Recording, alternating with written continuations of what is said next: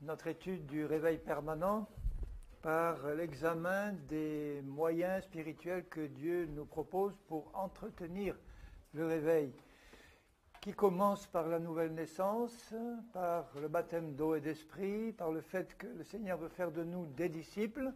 Un disciple, normalement, doit être toujours éveillé, et que pour maintenir le réveil, il faut persévérer dans l'enseignement des apôtres, la communion fraternelle, la fraction du pain, c'est-à-dire la scène, et les prières.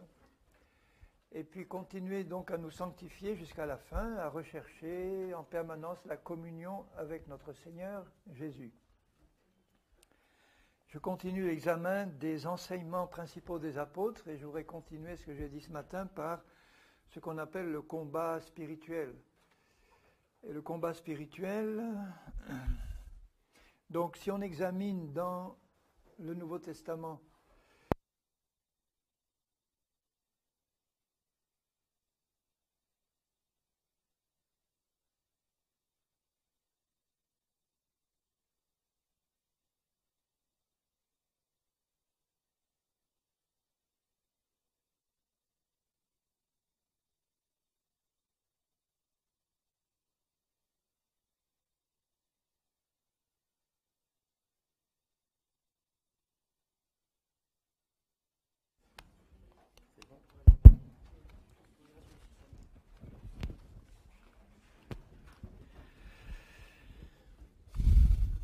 alors qu'est-ce qui nous est dit principalement dans la Bible? C'est que le Seigneur a créé un monde pour l'homme et la femme au début où tout était parfait et où l'homme devait avoir autorité sur toute la création. Il devait dominer sur toute la création. Satan était déjà déchu, mais il n'avait pas autorité sur cette création parce qu'elle avait été confiée à l'homme. Et nous voyons que dès que la chute se produit, à ce moment-là, c'est l'homme qui passe sous la coupe de Satan. Et Satan devient le Dieu de ce monde. Il est clair donc que le Dieu actuel de ce monde n'est pas notre grand Dieu, bien qu'il soit souverain et qu'il domine sur toute chose. C'est Satan, à cause du péché et de la chute, qui est le Dieu de ce monde. Tout le monde entier est sous la puissance du malin, nous dit l'apôtre Jean dans sa première épître. Il s'est passé quelque chose d'important à la croix, c'est que Jésus-Christ, là, a vaincu le malin et l'a dépouillé de toute sa puissance. Je vous le lis dans Colossiens. Donc légalement, l'ennemi n'a plus aucune puissance, mais il continue à l'exercer parce que le monde n'a pas encore accepté entièrement l'autorité du Seigneur Jésus. Colossiens,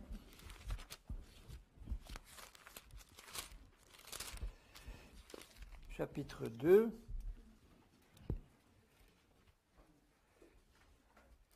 Et au verset 13 et suivant, « Vous qui étiez morts par vos offenses et par l'incirconcision de votre chair, il vous a rendus à la vie avec lui, en nous faisant grâce pour toutes nos offenses. Il a effacé l'acte dont les ordonnances nous condamnaient et qui subsistait contre nous. » Cet acte, c'était la loi de Moïse. Il l'a détruit en le clouant à la croix. On est passé à une autre dispensation, celle de l'esprit. Il a dépouillé les dominations et les autorités.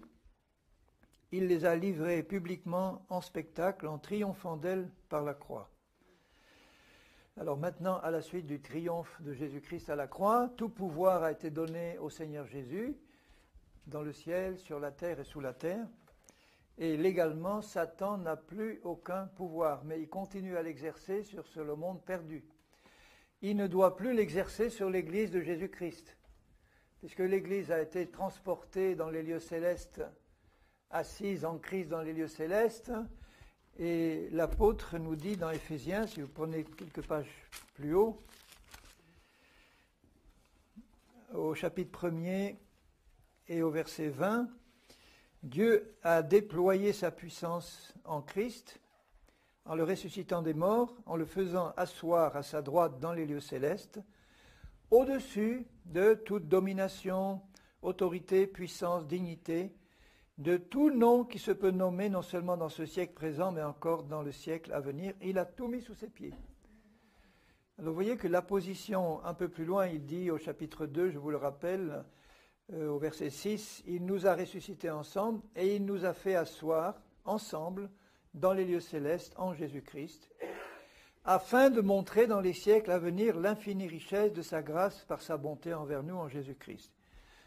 Donc l'Église, actuellement, elle est assise en Christ dans les lieux célestes, au-dessus, bien au-dessus de Satan, de toutes les puissances, dominations, hiérarchies, etc., qui continuent à dominer le monde perdu. Il faut donc que l'Église change de mentalité, parce qu'on a eu une mentalité d'esclave pendant des siècles, une mentalité de dominée par toutes sortes de problèmes, de puissance, de péchés, de maladies, de mort, de ténèbres. Et quand on vient à Christ, même si notre esprit est passé dans les lieux célestes, au niveau de notre entendement, notre raisonnement et nos habitudes, il faut changer tout ça.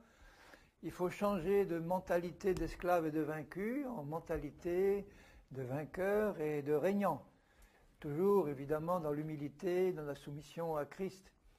Nous sommes assis en Christ dans les lieux célestes et nous sommes appelés à régner avec Christ, à régner maintenant sur la terre, à régner sur le péché, la maladie et la mort, à régner avec Christ pendant le millénium et à régner avec lui dans l'éternité. Il nous appelle à être des rois, des sacrificateurs en Christ et il nous demande de nous former dès maintenant à cet appel glorieux que nous devons exercer maintenant, dès maintenant. Regardez ce qu'il dit aussi dans l'Épître aux Romains,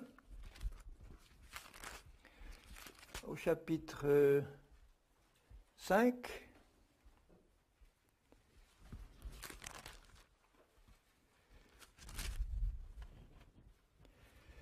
Au verset, alors chapitre 5, au verset 17.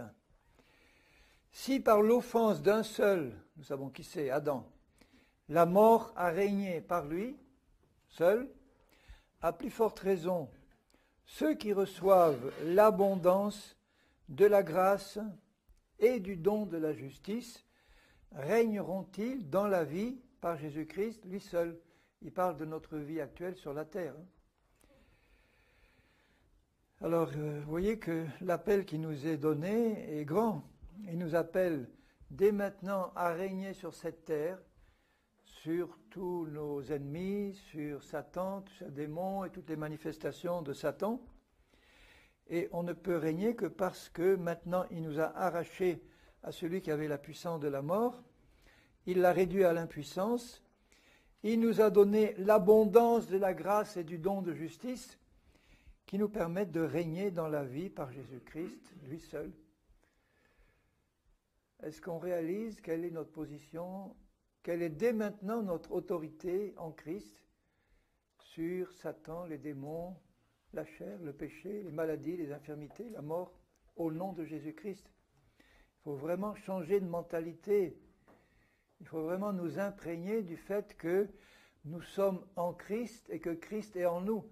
On doit perdre en particulier deux mentalités. La mentalité qu'on retrouve souvent chez les chrétiens, que Dieu est extérieur à eux, que Dieu est en haut et que nous on est en bas, qu'il y a une espèce d'espace entre Dieu et nous qui fait qu'il faut toujours essayer de combler cet espace en disant à Dieu, viens, descends, manifeste-toi, etc. Alors que maintenant, nous sommes assis en Christ dans les lieux célestes et Dieu, Père, Fils, Saint-Esprit, est en nous en permanence.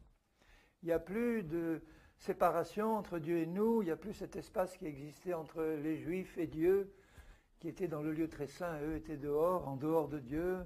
Ils osaient à peine s'approcher. Nous, nous sommes le lieu très saint, dans notre esprit, de la présence de Dieu. Nous devons vivre dans la conscience de la présence de Dieu en permanence en nous.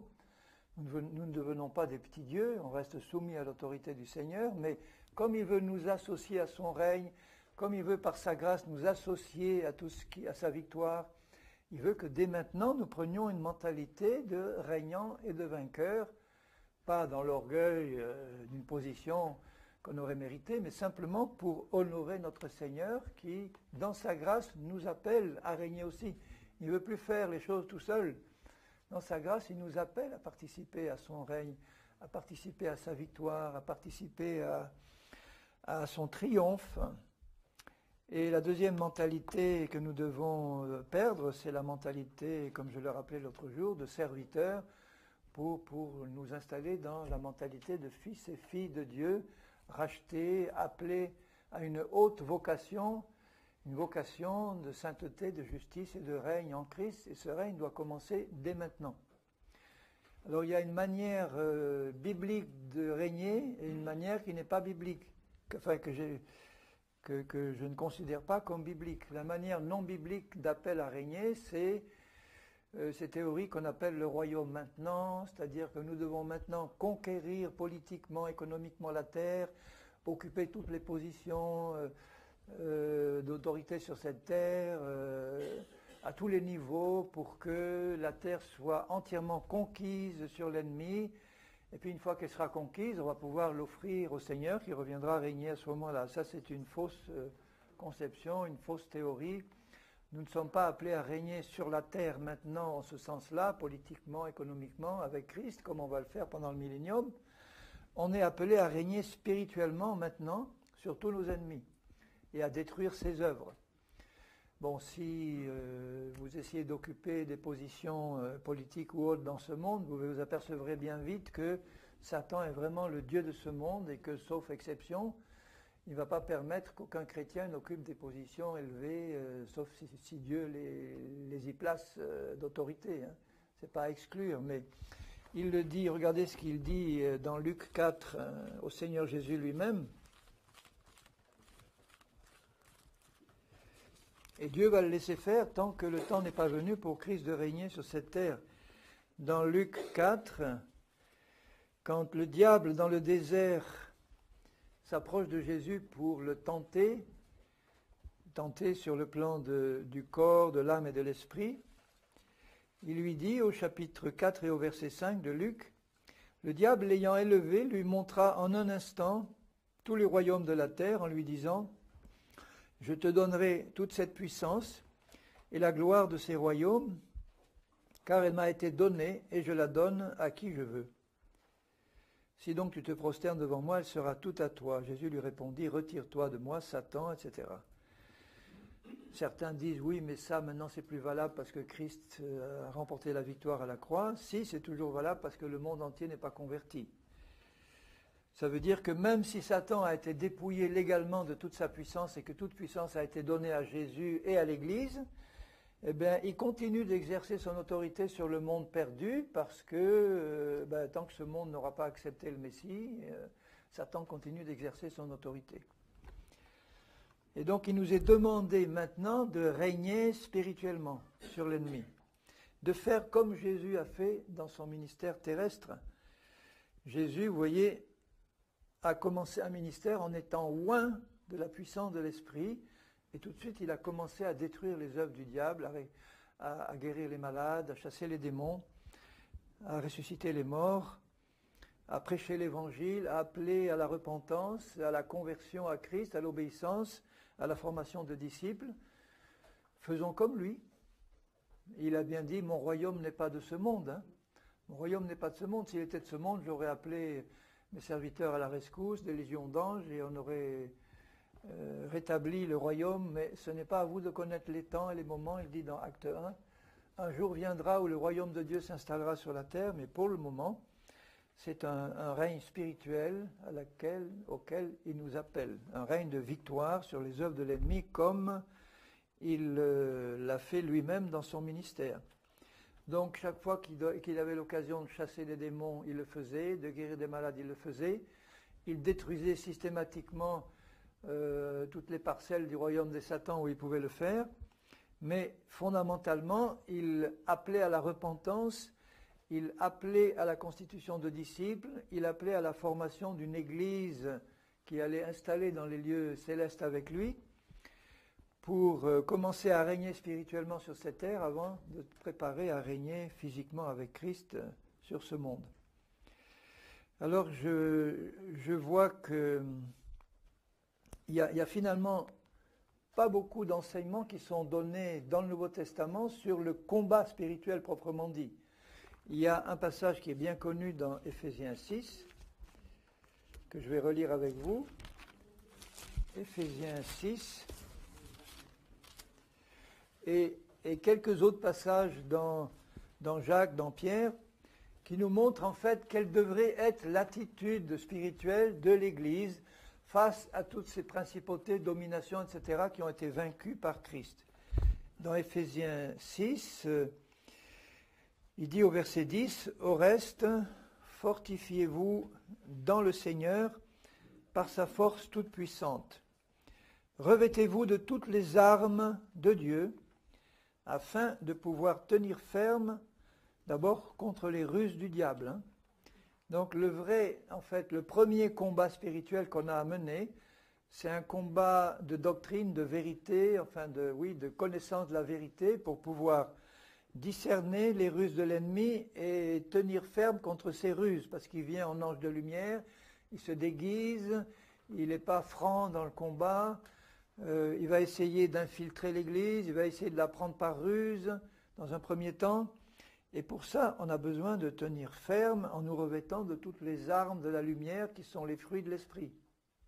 Ces armes-là qui sont données sont une autre description du fruit de l'esprit, c'est-à-dire de la recherche du perfectionnement, de la sainteté, de la sanctification qui augmente notre communion avec le Seigneur et qui nous permet par le Saint-Esprit et la connaissance de la vérité et de la parole d'être mieux équipés pour discerner les ruses du diable quand il va essayer de s'infiltrer ou se manifester. Aujourd'hui, il n'a pas de mal du tout en général à utiliser ces ruses et ces séductions et ces manœuvres d'infiltration. Toutes les grandes dénominations chrétiennes sont infiltrées par des satanistes ils n'ont en général aucun mal à s'infiltrer à cause justement de l'ignorance, à cause de l'apostasie, à cause du fait qu'on vit dans le péché, dans le compromis, dans beaucoup d'églises. Et donc ce n'est pas un problème, faute de discernement, pour Satan de s'infiltrer jusqu'à la direction de ces églises-là. Parce que son but, comme il l'a dit à Jésus, comme Jésus l'a dit, c'est d'égorger, de détruire, d'injecter ses mensonges, ses erreurs, etc. Il commence par là.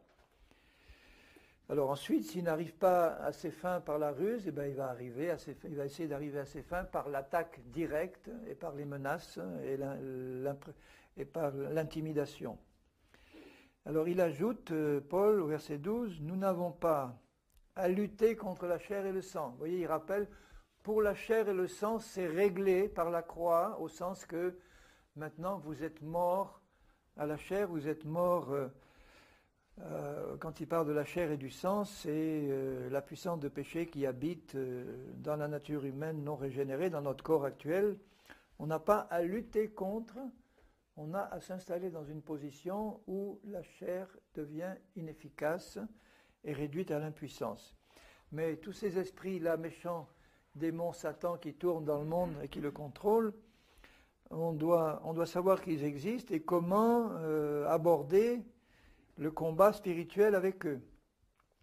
On a à lutter, il dit, contre les dominations, les autorités, les princes de ce monde de ténèbres et les esprits méchants dans les lieux célestes. Donc en partant du bas jusqu'en haut, vous avez les dominations, les autorités, les princes et les grands esprits méchants dans les lieux célestes qui forment le conseil d'administration de Satan lui-même et au-dessus évidemment le diable.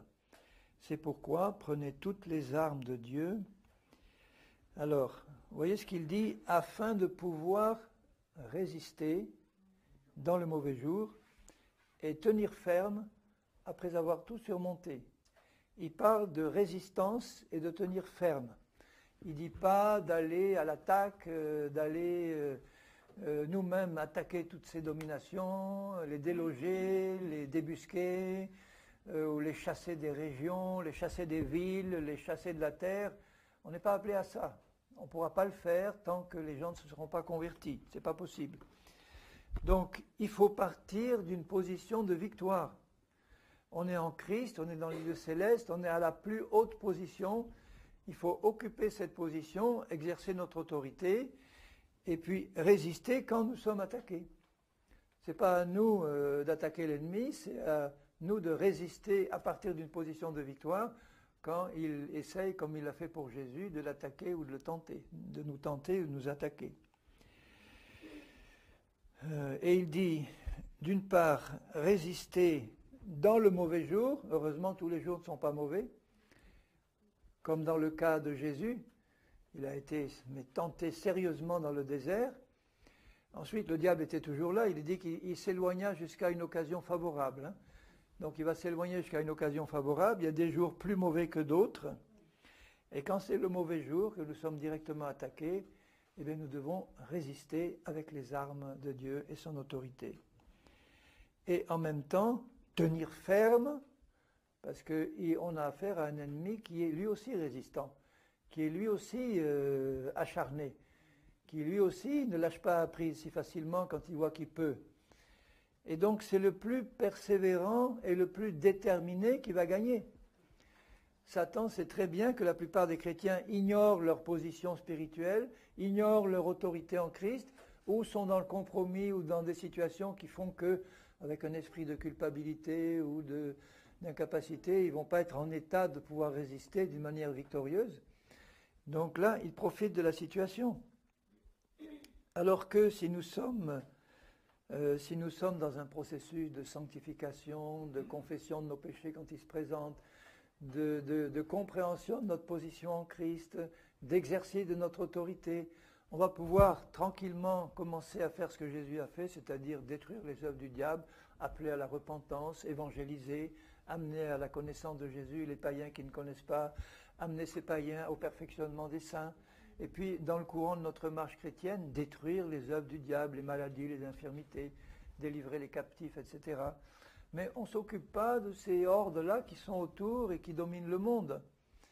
Il y a des chrétiens qui passent leur temps à monter sur les montagnes, à demander au Seigneur qu'il leur révèle le nom des principautés qui dominent à tel endroit, qui passent leur temps à lier les démons qui sont sur Paris, sur Strasbourg, sur Mulhouse. Depuis le temps qu'il les lie, il y a longtemps que ces villes-là devraient être délivrées des hordes de démons. Et elles ne sont pas délivrées, les villes, parce que les gens ne sont pas convertis. Donc on ne voit pas ni Jésus, ni les apôtres, dans leurs pratiques et dans leurs enseignements, faire ça. Jésus n'a jamais dit, réunissez des équipes d'intercesseurs, et avec moi on va se mettre dans un coin, on va lier tous les démons qui se tiennent sur cette région, on va les envoyer dans l'abîme ou leur interdire d'habiter dans ce pays. Comme ça, les gens du pays pourront se convertir, ils seront plus sensibles à l'évangile. Vous voyez nulle part, ni Jésus, ni les apôtres enseigner ça et pratiquer ça. Alors pourquoi le faire? Ça ne sert à rien. Ils se fatiguent inutilement, et ça ne sert à rien. Pourquoi? Parce que les gens ne se convertissent pas. Alors je vais revenir à Ephésiens 6, mais je vais faire un petit crochet par Matthieu. Alors, je crois que c'est 8, Matthieu 8. Oui, mais je préfère...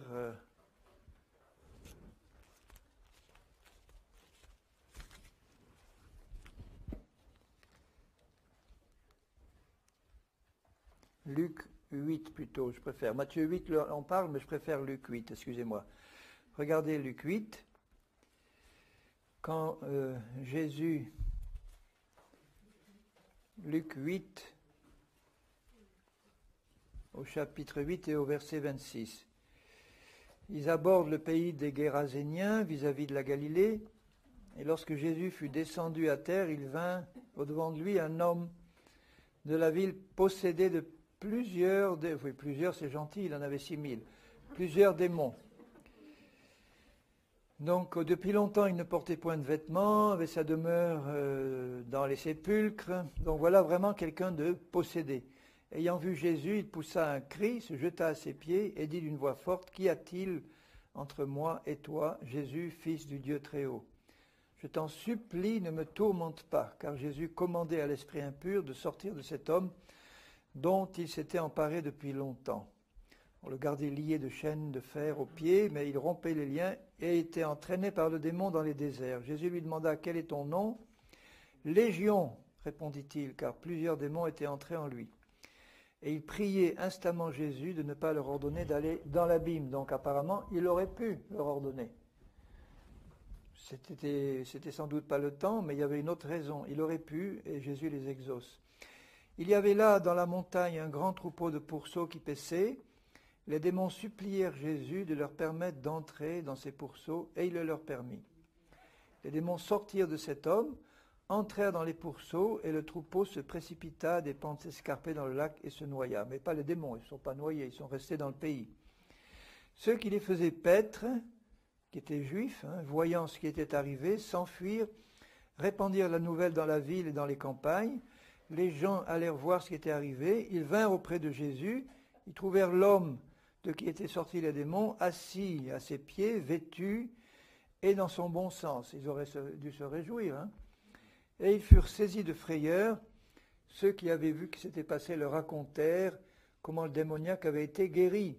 C'était l'occasion d'utiliser la puissance de Jésus pour continuer son œuvre dans cette région. Tous les habitants du pays des Géraséniens prièrent Jésus de s'éloigner d'eux, car ils étaient saisis d'une grande crainte, et Jésus, lui, n'a pas insisté, il est parti. Vous ne voulez pas de moi, ben je m'en vais. Restez avec vos démons. Il n'a pas cherché. Donc vous voyez que Jésus, là, avait l'occasion en or de délivrer cette région-là de 6000 démons, de les lier ou de les envoyer dans l'abîme, et il aurait pu se dire, toujours ça de moins pour ces pauvres Géraséniens, ils vont peut-être pouvoir mieux écouter l'évangile dans l'avenir, mais il ne fait pas ça.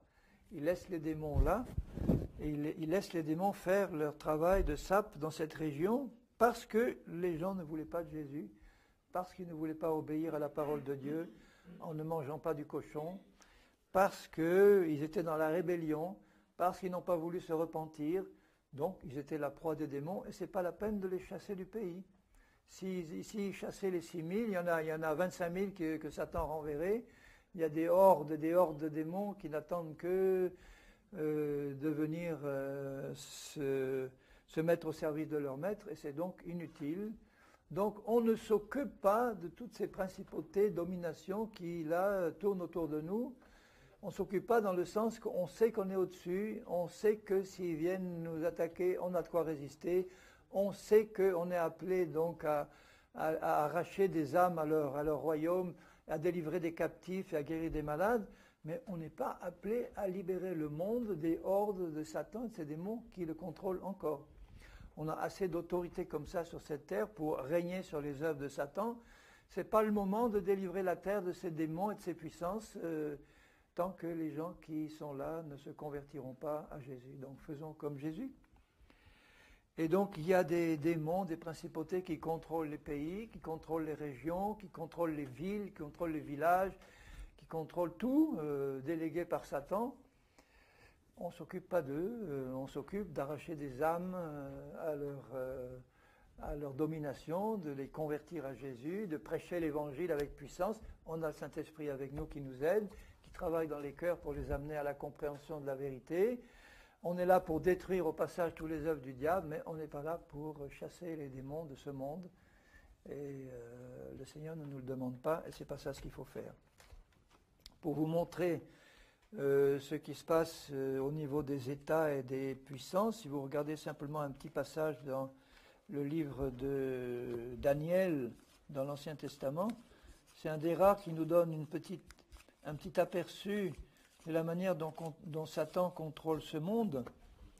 On voit dans Daniel, livre de Daniel, au chapitre 9, Daniel était un homme fidèle, et Dieu lui a donné de grandes responsabilités auprès des rois de son époque. Et là, Daniel, qui connaissait la parole, en particulier de Jérémie, on voit au chapitre 9 qu'au verset 2, il vit par les livres qui devaient s'écouler 70 ans pour les ruines de Jérusalem, dont, d'après le nombre des années dont l'Éternel avait parlé à Jérémie le prophète. Alors, il voit la prophétie de Jérémie, il calcule, il voit que les 70 ans sont finis. Il aurait pu dire, bon, ben voilà, selon les prophéties, les 70 ans sont finis, maintenant, Dieu va accomplir sa promesse, il va ramener le peuple, ça va se faire tout seul, puisque Dieu l'a dit. Mais il ne fait pas ça, il voit les prophéties, il voit qu'elles sont accomplies et il prie. Il commence à prier, il confesse par la prière, la supplication, le jeûne, il confesse ses péchés, les péchés de ses pères, de son peuple, et il glorifie Dieu et il lui demande d'accomplir sa parole. Et nous, on doit réaliser qu'il en est de même pour nous, c'est-à-dire que les promesses de Jésus, les faits accomplis dans la Bible concernant le ministère de Jésus, tout ça c'est accompli, tout ça c'est pour nous, mais ça ne va pas nous tomber dessus automatiquement. Il faut prier pour que le Seigneur accomplisse sa parole, ou il faut nous saisir de ces choses par la foi. Ça ne va pas se faire automatiquement, comme là on voit que ça ne s'est pas fait automatiquement.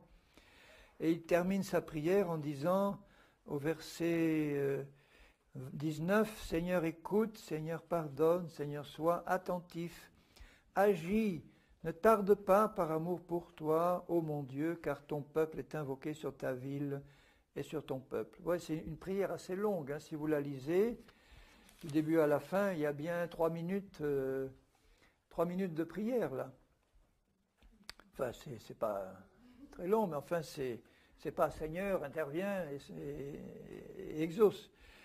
Je parlais encore, je priais, je confessais mon péché, le péché de mon peuple d'Israël, et je présentais mes supplications à l'Éternel mon Dieu, en faveur de la sainte montagne de mon Dieu. Je parlais encore dans ma prière quand l'homme, c'est pas un homme, c'est l'archange, Gabriel, que j'avais vu précédemment dans une vision, s'approcha de moi d'un vol rapide au moment de l'offrande du soir.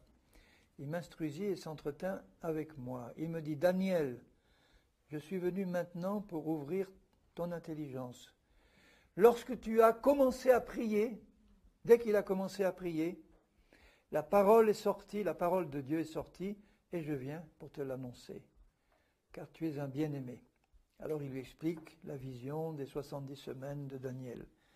Donc c'est une vision importante, des révélations importantes qu'il lui donne. Mais ce qui est intéressant, c'est de savoir que dès qu'il a commencé à prier, avant même qu'il ait fini sa prière de 3 minutes, Dieu avait déjà envoyé Gabriel pour lui dire « J'ai entendu, c'est bon ».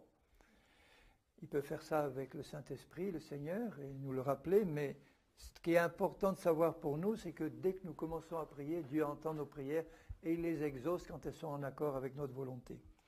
Ensuite, au chapitre 10, au verset 2, il recommence une autre occasion à prier, et là, il passe 3 semaines à jeûner. Un jeûne partiel, aucun mets délicat, ni chocolat, il n'entra ni viande, ni vin dans ma bouche. Je ne moignis point jusqu'à ce que les 3 semaines furent accomplies.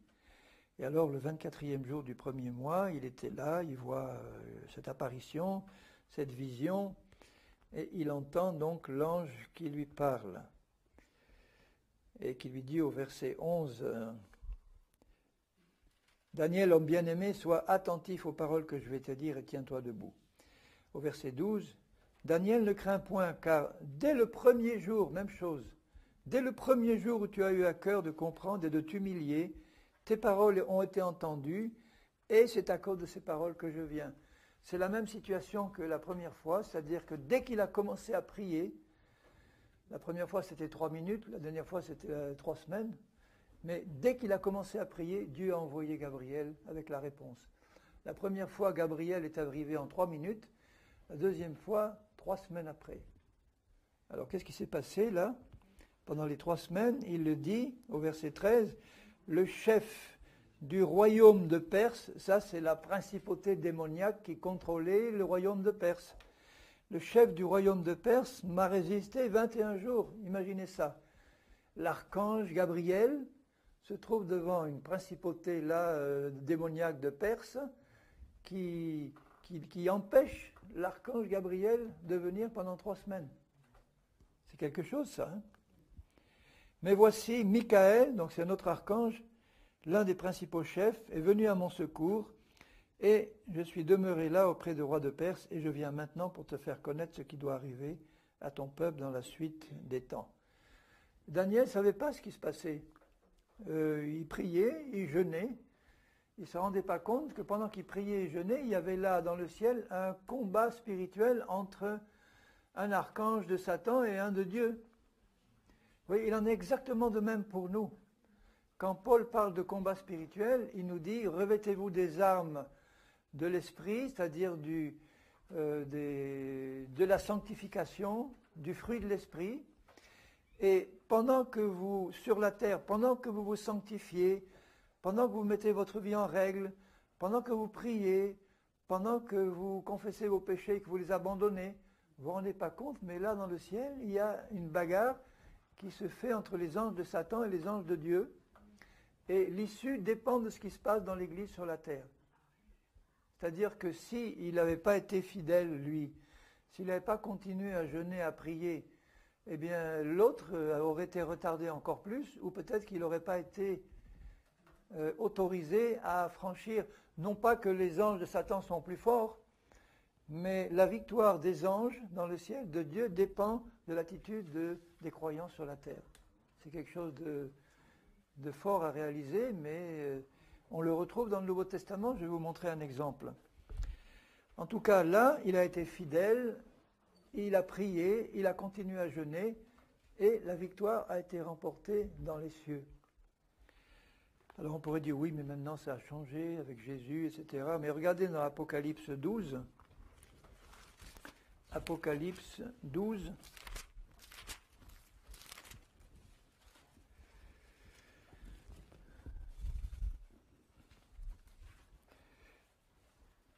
Il parle, je lis à partir du verset 1, un grand signe apparut dans le ciel, une femme, il y a plusieurs interprétations, enveloppée du soleil, la lune sous ses pieds et une couronne de 12 étoiles sur sa tête. Elle était enceinte, elle criait, étant en travail dans les douleurs de l'enfantement. Un autre signe parut encore dans le ciel, et voici c'était un grand dragon rouge, ayant 7 têtes et 10 cornes. Les 7 têtes, c'est les 7 puissances successives qui se succèdent à la tête du monde. Les 10 cornes, c'est les 10 puissances qui vont travailler avec l'Antichrist à la fin des temps. Et sur ses têtes, 7 diadèmes. Sa queue entraînait le tiers des étoiles du ciel. Certains interprètent comme disant que dans sa chute, Satan a entraîné le tiers des anges de Dieu dans sa chute et les jeter sur la terre. Le dragon se tint devant la femme qui allait enfanter, afin de dévorer son enfant lorsqu'elle aurait enfanté. Elle enfanta un fils qui doit paître toutes les nations avec une verge de fer. Il est dit ça de Jésus dans les premiers chapitres de l'Apocalypse où Jésus parle des vainqueurs, enfin, qui vont régner sur la terre avec lui, avec une verge de fer. Et Jésus lui-même doit régner avec une verge de fer sur la terre. Et son enfant, vous voyez, dès qu'il naît, son enfant fut enlevé vers Dieu et vers son trône. Ensuite, la femme s'enfuit dans le désert où elle avait un lieu préparé par Dieu afin qu'elle y fût nourrie pendant 1260 jours, c'est-à-dire 3 ans et demi. L'interprétation que j'ai, qui me semble la meilleure, c'est que la femme représente l'Église visible, l'Église totale. Le fils mâle qui sort de la femme représente l'épouse de Christ, qui, dès que son nombre est complet, dès qu'il est sorti de l'Église visible, est enlevé immédiatement dans le ciel. Donc ceci doit se passer au début de la tribulation. Il s'agit du chapitre 12. Mais si j'avais le temps, je vous montrerai que le livre de l'Apocalypse est un livre qui semble être divisé de la manière suivante. Les 3 premiers chapitres, c'est les derniers avertissements de Christ à l'Église, aux Églises. Ensuite, Jean est enlevé au début du chapitre 4 en esprit. C'est une image de l'enlèvement de l'Église. Ensuite, vous avez du chapitre 4 au chapitre 11 inclus 8 chapitres qui montrent une description de l'ensemble de la tribulation, mais vu du côté d'Israël. Vous avez au début du chapitre 12 une nouvelle description de l'enlèvement, donc une redescription de l'ensemble de la tribulation du chapitre 12 au chapitre 19, qui commence par une image de l'enlèvement, qui se termine comme au chapitre 11 et au chapitre 19 par une annonce du règne de Christ. Jésus ne peut pas régner 2 fois en suivant dans l'Apocalypse. Il est annoncé son règne à la fin du chapitre 11, son règne est annoncé à la fin du chapitre 19. Et ensuite, vous avez les 3 derniers chapitres qui font pendant aux 3 premiers, qui parle du millénium et de l'éternité après le millénium. Alors, enfin, ceci dit, l'important c'est ça, c'est qu'au chapitre 12 et au verset 7, il y eut une guerre dans le ciel. Michel, encore Michael, et ses anges combattirent contre le dragon. Le dragon et ses anges combattirent, mais ils ne furent pas les plus forts, et leur place ne fut plus trouvée dans le ciel. Et il fut précipité, le grand dragon, le serpent ancien, appelé le diable et Satan, celui qui séduit toute la terre. Il fut précipité sur la terre, et ses anges furent précipités avec lui. Et j'entendis dans le ciel une voix forte qui disait « Maintenant le salut est arrivé, la puissance, le règne de notre Dieu et l'autorité de son Christ, car il a été précipité, l'accusateur de nos frères. » C'est pas encore le règne de Christ sur la terre, là, mais c'est dans le ciel. Il a été précipité, l'accusateur de nos frères, celui qui les accusait devant notre Dieu jour et nuit. Ils l'ont vaincu. Alors, qui est-ce qui l'ont vaincu, Satan? C'est nos frères, là, l'accusateur de nos frères, celui qui les accusait devant notre Dieu jour et nuit. Et ces frères-là, donc les croyants, là, ils l'ont vaincu à cause du sang de l'agneau et à cause de la parole de leur témoignage, et ils n'ont pas aimé leur vie jusqu'à craindre la mort. Ça peut être aussi le cas des martyrs de la tribulation. C'est le cas de tous les chrétiens qui restent fidèles jusqu'à la mort, même s'ils doivent perdre leur vie. Mais ce qui est intéressant, c'est que les fidèles sur la terre, ceux qui n'ont pas renié le Seigneur, ou ceux qui, grâce au sang de Jésus et à la parole de leur témoignage, c'est-à-dire à la parole de Dieu qu'ils ont gardée dans leur témoignage, ils sont sur la terre là fidèles, et ils ne se rendent pas compte que dans les cieux, il y a un combat entre Michel et ses anges et Satan et ses anges, et que si le dragon et ses anges n'ont pas été les plus forts, c'est que sur la terre, les fidèles l'ont vaincu par leur fidélité. Peut-être qu'ils ne se doutaient même pas que dans les cieux, il y avait ce combat, mais c'est la même chose qu'avec Daniel, ils l'ont vaincu à cause du sang de l'agneau et de la parole de leur témoignage. Mais ils n'étaient pas là en train de lutter d'en bas de la terre contre Satan et ses anges. Le combat, il était entre Satan et les anges de Dieu et les archanges de Dieu. Et si les archanges de Dieu et les anges de Dieu ont eu la victoire, c'est que sur la terre, il y avait un groupe de fidèles qui sont restés fidèles, qui priaient, qui n'ont pas renié le sang et qui ont gardé le témoignage. Et à cause de ça, Dieu a remporté la victoire dans les cieux. Ça peut paraître curieux. On pourrait dire, oui, mais Dieu est tout-puissant, il pourrait écraser d'une parole toutes les hordes de l'ennemi. Mais Dieu semble faire dépendre la victoire dans les cieux de notre attitude sur la terre, de fidélité et de justice. Donc, à la limite, on n'aurait peut-être même pas besoin de savoir ce qui se passe dans les cieux, ça nous est révélé par la parole. Ce qui est important pour nous, c'est d'être fidèles, de marcher dans l'obéissance, de produire le fruit de l'esprit, de persévérer dans la prière, dans la fidélité, dans le jeûne, comme Daniel et d'autres. Et quand on fait ça, dans le ciel, il y a des combats qui se passent et des victoires qui sont remportées grâce à notre fidélité. Maintenant, si je reviens dans Éphésiens, ça va, vous suivez? Éphésiens 6, je reprends au verset 14. Il vient de dire qu'il faut prendre toutes les armes de Dieu pour pouvoir résister dans le mauvais jour. Mais il faut voir comment maintenant résister au diable. On résiste au diable d'une manière générale en menant une vie fidèle sur la terre. C'est-à-dire qu'on ne se rend pas compte des combats qui se mènent dans les cieux, mais en vivant fidèlement sur la terre, il y a des victoires qui sont remportées sans même qu'on s'en rende compte dans les cieux. Maintenant, il y a aussi une manière de résister, c'est quand Satan nous attaque directement comme il l'a fait pour Jésus.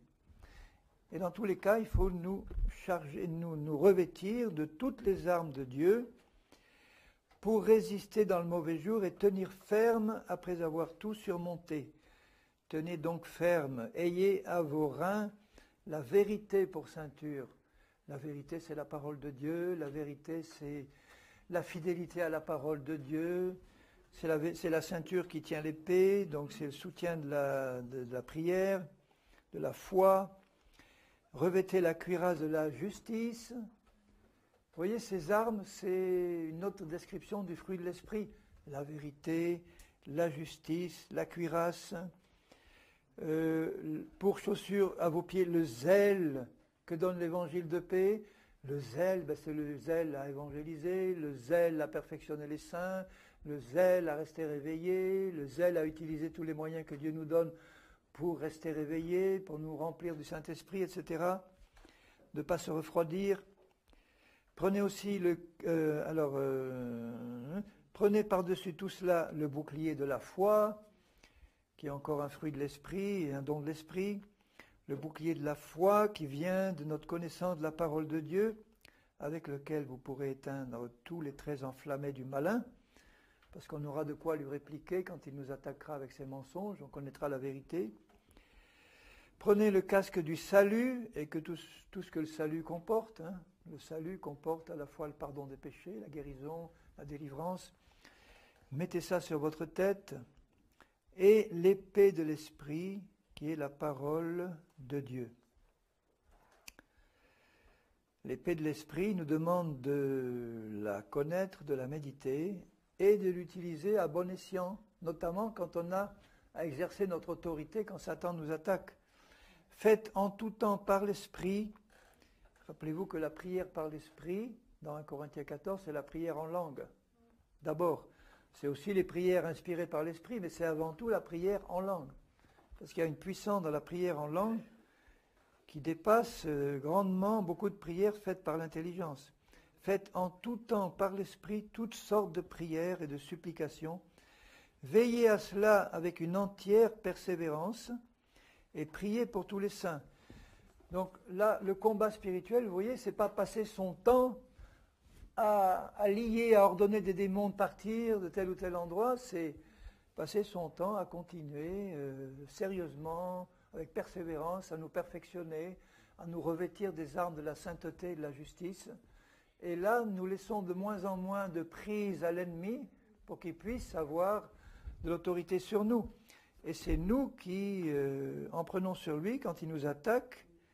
Et donc, lorsqu'il nous attaque directement, et on le sent quand il nous attaque directement, eh bien, nous devons faire comme Jésus quand il a été attaqué par Satan dans le désert, lui résister paisiblement et fermement par la parole de Dieu en lui disant « Il est écrit, maintenant il est écrit, voilà ce que Dieu dit, il est écrit, je te résiste au nom de Jésus, je te résiste, je t'ordonne de partir à ce moment-là de ma vie, ou je t'ordonne de partir de la vie de mes bien-aimés, ou je t'ordonne de partir de ma famille parce que je sens qu'il y a une attaque. » Là, je résiste en disant « Il est écrit, j'exerce mon autorité, tu pars. » Si j'ai le devoir de faire ça, c'est qu'il y a une attaque directe entre moi et ma famille. Là, j'ai le devoir de résister à Satan pour l'écarter et l'éloigner. Alors que quand il s'agit du monde, des nations, et là, je n'ai pas à perdre mon temps à le faire, ça ne sert à rien.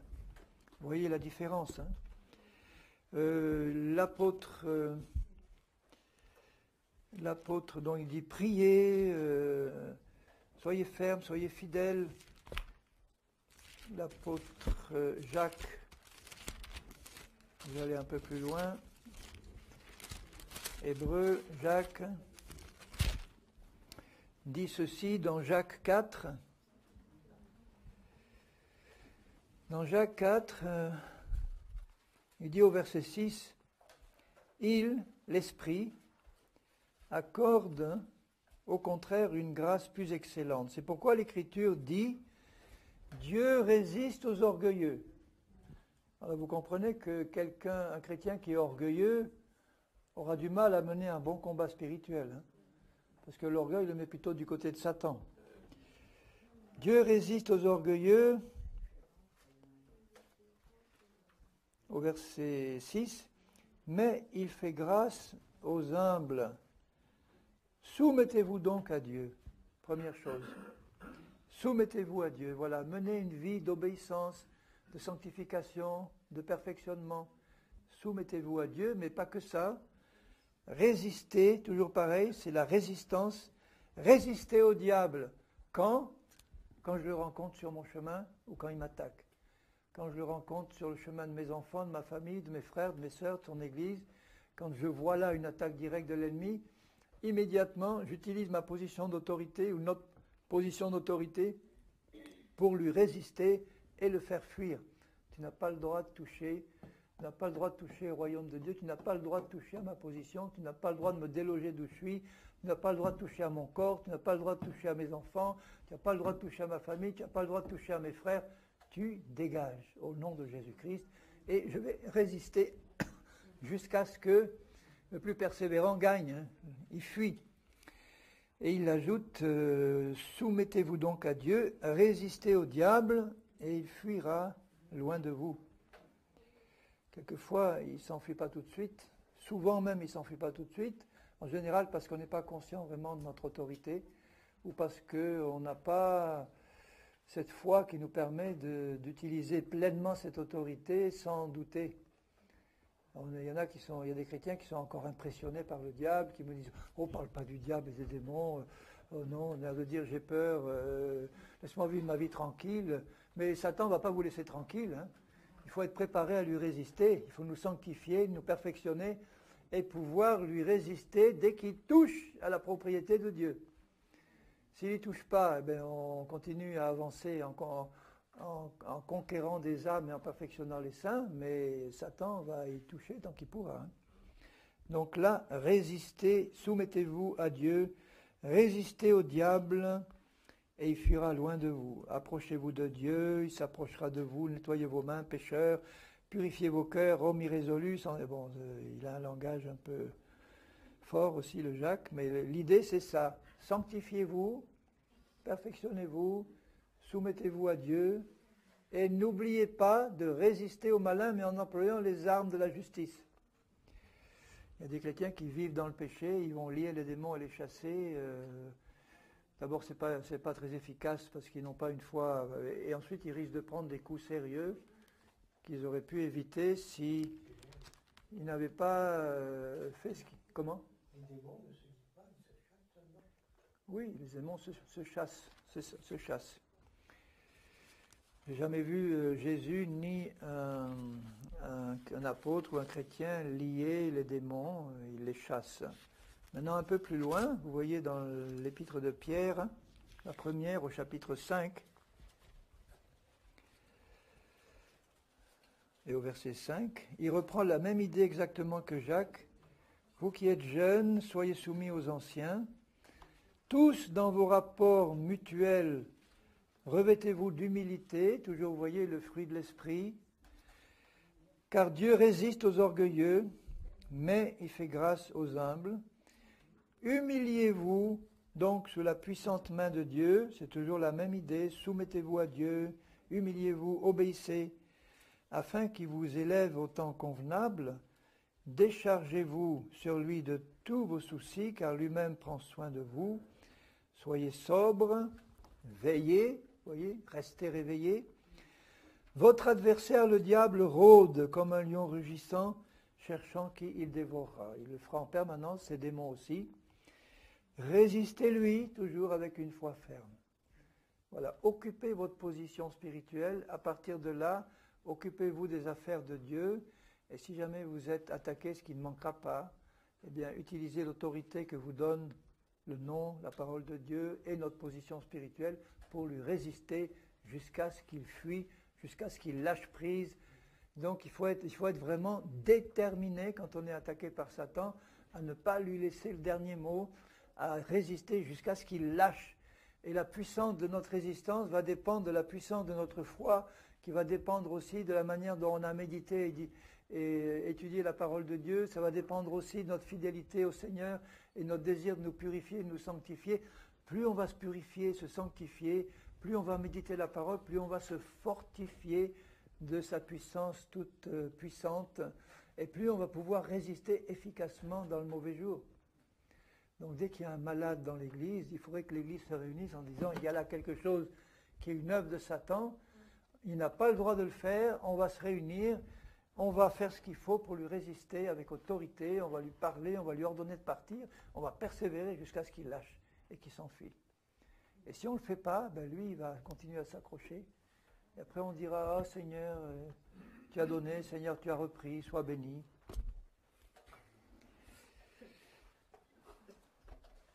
Ça a l'air pieux, mais c'est pas du tout ça. Hein. C'est vraiment la persévérance et la détermination qui fait la différence. J'ai connu des cas où il y avait un combat comme ça spirituel et c'était tellement intense qu'à un moment donné, les chrétiens ont baissé les bras et Satan a réussi à gagner, alors que dans le même combat, avec d'autres chrétiens, exactement la même situation, les mêmes combats, ils ont dit non, il n'en est pas question, on va persévérer, on va s'accrocher, on ne va pas accepter comme cette femme brésilienne qu'il a fait avec sa fille morte. Non, il n'en est pas question, on n'accepte pas, on ne veut pas permettre qu'avec l'autorité que Jésus nous a donnée, on puisse laisser à Satan l'occasion de faire ce qu'il a envie de faire. Il faut qu'on gagne ce combat, il faut qu'on persévère jusqu'à ce qu'il fuit. Et quand Satan voit ce type de résistance et qu'on s'accroche jusqu'au bout, il peut faire qu'une chose, c'est lâcher prise et s'enfuir. Il ne faut pas lâcher prise jusqu'à ce qu'il ait compris qu'il doit s'enfuir.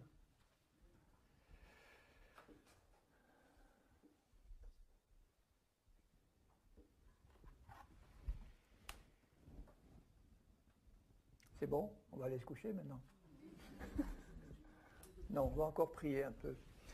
Donc ce que j'avais à dire sur le combat spirituel, c'est relativement simple. Hein. En résumé, c'est nous occupons une position d'autorité absolue en Christ.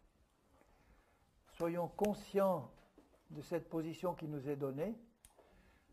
Entretenons notre communion avec Jésus par la production du fruit de l'esprit, la fidélité à Dieu, et cette fidélité et ce fruit qu'on va rechercher, cette obéissance, cette soumission à Dieu, nous recouvre spirituellement d'une armure. On n'en est peut-être même pas conscient, mais ça nous recouvre d'une armure. D'une part, ça nous permet de faire gagner dans le ciel les combats qui se déroulent entre les troupes de Dieu et les troupes de Satan. Et puis, ça nous équipe pour pouvoir nous-mêmes résister dans le mauvais jour et persévérer dans la résistance jusqu'à ce que l'ennemi lâche. Et il ne faut pas tomber dans le piège de la conquête du monde pour Christ ou débarrasser le monde de ses démons pour que les gens comprennent mieux l'Évangile. Les apôtres ne l'ont jamais fait. Ils ont pu aller dans des villes farcies de démons comme Athènes ou Corinthe. Vous ne voyez pas Paul aller réunir une équipe d'intercesseurs pour lier et chasser tous les démons d'Athènes. Il va simplement sur l'aréopage et il annonce l'Évangile dans la puissance de l'Esprit. Et si tous les Athéniens s'étaient convertis, plus un seul démon n'aurait pu rester à Athènes, c'est sûr. Donc c'est ça qu'il faut faire. Si vous voulez débarrasser votre village de tous les démons qu'ils tiennent, eh bien il faut amener tous les gens du village au Seigneur. Voilà. Et après il faut les former pour qu'ils restent fidèles. Et là, ce village sera débarrassé de ces démons. Il y a des lieux comme ça qui sont plus purs et plus propres que d'autres. Hein. Des lieux où il y a en permanence des activités spirituelles, la prière, l'intercession. Hein, Tabor, ça fait partie de ces lieux paisibles où il y a des démons autour, mais enfin, il y en a beaucoup moins que dans certains endroits où on sent à découper au couteau une présence maléfique. Là, ici, on respire hein, quand même. On respire. Parce que c'est une maison de foi, c'est une maison où il y a eu l'habitude de la prière et même s'il n'y a pas eu forcément des combats directs contre des démons, où on a chassé des démons, il y a eu une vie de prière et de foi qui a entretenu la présence de Dieu et écarté les puissances des ténèbres. Donc faisons ça, bien-aimés, et nous verrons Satan fuir quand il nous attaquera. Alors on va peut-être mettre ça en pratique, tout simplement. Hein. On va prier le Seigneur. On va résister au diable, simplement en lui rappelant ce qui est écrit. Lui rappelant qu'il n'a pas le droit de toucher à la propriété du Seigneur et qu'il a l'obligation de lâcher prise dans tous les domaines où il peut encore tenir quelque chose dans nos vies. Je vous ai dit ce matin qu'il pouvait tenir quelque chose dans nos âmes ou dans nos corps. Eh bien, on va passer un petit moment à lui rappeler que il n'est pas question que ça dure. Toujours dans la paix et dans la foi. Seigneur, d'abord, nous voulons te louer et te bénir pour la victoire absolue du Seigneur Jésus-Christ à la croix. Il est bien dit, Seigneur, que tu as dépouillé les dominations, les autorités de toute leur puissance et que toute autorité t'a été donnée, que tu es maintenant assis à la droite du Père et que tu nous as fait la grâce immense d'être nous-mêmes assis à ta droite, que tu nous as donné le nom qui est au-dessus de tout nom, que tu nous as donné à nous-mêmes toute autorité sur toute la puissance du malin, que rien ne peut nous nuire, que nous pouvons marcher sous toute la puissance de l'ennemi sans crainte, Seigneur. Alors d'abord, merci Seigneur pour ta grâce. Gloire te soit rendue pour ta victoire, pour le prix que tu as payé. Seigneur, merci parce que tu veux nous enseigner à combattre le bon combat de la foi, qui consiste d'abord à nous sanctifier, à nous perfectionner, à nous équiper de toutes ces armes de l'esprit, qui sont le fruit de l'esprit, qui sont la prière, qui sont le fait de manier l'épée de l'esprit, qui est ta parole, en disant comme notre Seigneur l'a fait dans le désert, Satan, il est écrit, il est écrit, il est écrit. Alors Seigneur, nous te remercions de nous apprendre à combattre ce bon combat de la bonne manière, à nous tenir toujours prêts à résister dans le mauvais jour et à tenir ferme jusqu'au bout après avoir tout surmonté. Les ruses du malin, ses attaques, toutes ces manœuvres, ces ruses, ces manigances, ces stratégies, nous ne les ignorons pas, Seigneur. Et nous sommes aussi déterminés à tenir bon jusqu'à ce qu'il s'enfuit.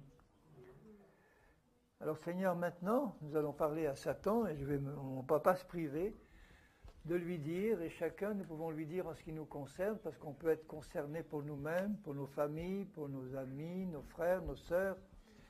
Satan, nous te rappelons que tu as été vaincu par Jésus-Christ à la croix de Calvaire. Nous te rappelons que tu as été dépouillé de toute autorité à la croix du Calvaire. Nous te rappelons que tu n'as aucun droit de toucher à l'Église du Seigneur vivant qui est la prunelle de ses yeux. Jésus-Christ nous a demandé et ordonné de te résister après avoir été soumis à l'autorité de notre Dieu. Nous nous sommes soumis au Seigneur et maintenant nous te résistons au nom de Jésus-Christ. Nous t'ordonnons de partir de tous les domaines de notre vie où tu pourrais encore avoir un doigt ou un pied dans nos vies, que ce soit sous forme d'esprits séducteurs, de doctrines diverses, de maladies ou d'infirmités, de liens quelconques, de situations où tu peux tenir quelconque dans nos familles encore liées. Eh bien, nous venons contre toi au nom de Jésus-Christ et nous t'ordonnons de lâcher prise et nous te résistons au nom du Seigneur Jésus-Christ de Nazareth. Nous avons un héritage de salut, un héritage de sainteté, un héritage de pardon, un héritage de guérison, un héritage de délivrance complet. Et si le Seigneur nous ordonne de résister à Satan, c'est que nous devons le faire dans la foi et avec persévérance. Et nous continuerons à te parler pour te résister jusqu'à ce que tu aies lâché prise, jusqu'à ce que tous les derniers symptômes soient partis, jusqu'à ce que les derniers captifs qui nous intéressent soient délivrés, et jusqu'à ce que la victoire de Jésus qu'il a remportée à la croix soit manifestée dans notre vie en permanence, dans tous les domaines où nous ressentons que tu peux encore avoir une influence quelconque. Au nom de Jésus-Christ, cette parole a été annoncée avec foi et au nom de Jésus-Christ, par le Saint-Esprit, elle continue d'agir jusqu'à ce que Satan lâche prise et s'enfuit. Au nom de Jésus, nous t'en bénissons, Seigneur.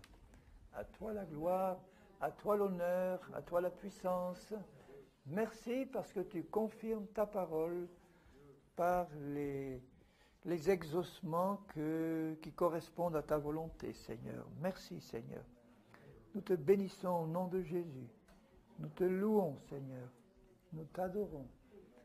Nous te glorifions. Nous te remercions de nous avoir installés dans cette position d'autorité où nous pouvons sans crainte et avec foi parler à l'ennemi de nos âmes, comme tu l'as fait, Seigneur, et lui ordonner de s'éloigner de nous au nom de Jésus-Christ de Nazareth. Merci, Seigneur. sois béni. Sois loué, sois glorifié. Béni sois-tu, Jésus. Alléluia. Alléluia. Merci parce que si tu nous fais la grâce de nous garder fidèles, Seigneur, nous savons que les combats spirituels qui se déroulent dans les lieux célestes aussi sont remportés par tes anges et que la victoire leur est aussi donnée grâce à la fidélité que nous pouvons manifester ici sur la terre par ta grâce, Seigneur, par ta grâce. Merci, Seigneur, que toute la gloire t'en revienne. Merci parce que tu nous associes à ton œuvre. Merci parce que tu aurais pu faire tout seul. Merci parce que tu nous fais la grâce de nous associer à ton œuvre, Seigneur. Merci parce que si tu as remporté la victoire sur la croix, tu nous demandes de résister en ton nom, tu nous demandes de faire notre part. Et Seigneur, je te bénis parce que ta main va nous apprendre, ton esprit va nous apprendre à lutter de la bonne manière, à rester fidèles et à résister à notre ennemi jusqu'à ce qu'il lâche prise. Alléluia. Alléluia. Sois béni, Seigneur.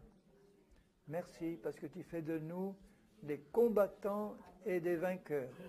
Amen. C'est parfois fatigant de lutter. Certains chrétiens me disent, moi je suis fatigué de lutter. C'est pour ça que nous avons besoin les uns des autres. On a besoin de nous soutenir les uns les autres parce que, de même qu'Aaron et Hur soutenaient les bras de Moïse, on a besoin de soutenir ceux qui sont fatigués, chargés. On a besoin de les aider et d'être aidés dans la prière. On a besoin de nous exhorter mutuellement à rester fidèles et à mener ce combat qu'on a besoin de mener tant qu'on est sur cette terre. Il ne faut pas baisser les bras, bien-aimés. Il faut qu'on puise en permanence dans les forces du Seigneur Jésus pour nous fortifier de sa force toute puissante. Il ne faut pas baisser les bras. Baissons pas les bras. Et si nous voyons des frères et des sœurs qui commencent à baisser les bras, volons à leur secours ou qui n'hésitent pas à demander de l'aide autour d'eux parce qu'on a besoin les uns des autres dans ce combat. On ne peut pas le mener tout seul. Amen. Voilà, eh bien, que Dieu soit béni. On finit un peu plus tôt, mais c'est comme ça. Est-ce qu'il y a des questions, des remarques ?